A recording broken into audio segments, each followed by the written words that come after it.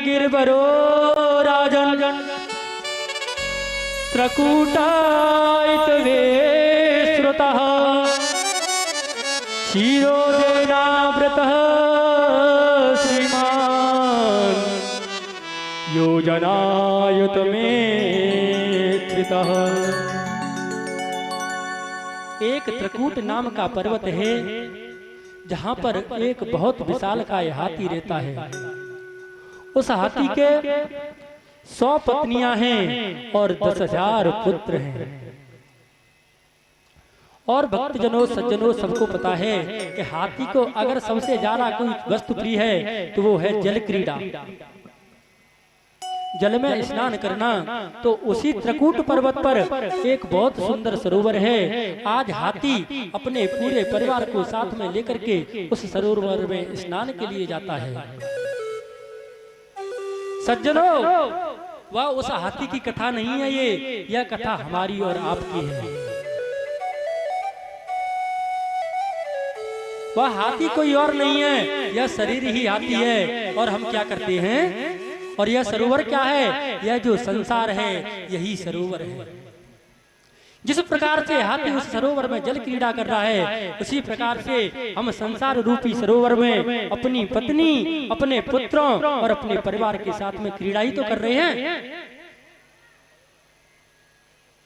और वह हाथी आज जाकर के जल क्रीड़ा करता है तो जब जल में हलचल होती है तो उसमें एक ग्राह रहता था। उस ग्राह ने आकर के उस हाथी का पैर पकड़ लिया। और इस भवसागर में भी एक ग्राह रहता है, वो है काल। और वह हाथी का जब उस ग्राह ने पैर पकड़ा तो हाथी अपने मन में सोचता है कि कोई छोटा मोटा जंतु होगा, उसको मेरी शक्ति की नहीं पता है, जब पता लगेगा तो अपने आप छोड़ देगा। और ऐसा मन में भाव रखते हुए वह ग्राह आज उस जल में क्रीड़ा कर रहा है। और जब उसको पता लगा कि मेरी शक्ति कमजोर होती जा रही है तो वह अपनी पुत्रों से, अपनी पत्नी से कहता है कि मुझे सहारा दो, मैं डूबने वाला हूँ। और यही हम करते हैं, जब हमारे जीवन में कष्ट आते हैं तो हम अपने पुत्रों से कहते हैं, अपनी पत्नी से कहते हैं, बेटा मुझे सहारा दो। और आज सब मिलकर के सबने अपनी सूंड में सूंड फंसाई और आज उस हाथी को निकालने की कोशिश करते हैं। और वह पुत्र और पत्नियां भी हमें इस भवसागर से, उस रोग से निजात दिलाने की कोशिश करते हैं। 2 दिन हुए, 4 दिन हुए, 6 दिन हुए और आज वह जब वह सब देखता है हाथी, और हाथी के बच्चे के पिताजी तो निकलने का नाम ही लेते हैं और वो बच्चे छोड़कर चले जाते हैं। उसी प्रकार से जब हमारे बच्चे बड़े हो जाते हैं तो वह भी छोड़ते हैं कि पिताजी तो ठीक होने में नहीं आ रहे, हम अपना व्यापार और अपना परिवार क्यों व्यर्थ करें। फिर उसकी पत्नियां सहारा देती हैं, पत्नियां भी 2-4 दिन देखती हैं और पत्नियां भी छोड़कर चली जाती हैं। अब हाथी बहुत दुखी होकर के अपने मन में सोचता है कि जिस परिवार के लिए, जिस पत्नी के लिए, जिस पुत्रों के लिए मैंने अपना पूरा न्योछावर जीवन न्योछावर कर दिया, आज वही मुझे भवसागर में छोड़ करके जा रहे हैं।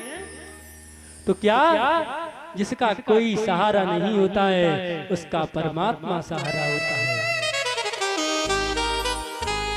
और आज वह हाथी जब डूबने ही वाला था, उसकी सिर्फ सूंड निकली रह गई है, तभी उसको एक पुष्प बहता हुआ आता दिखाई देता है। और पुष्प को उठा करके वह कहता है, क्या?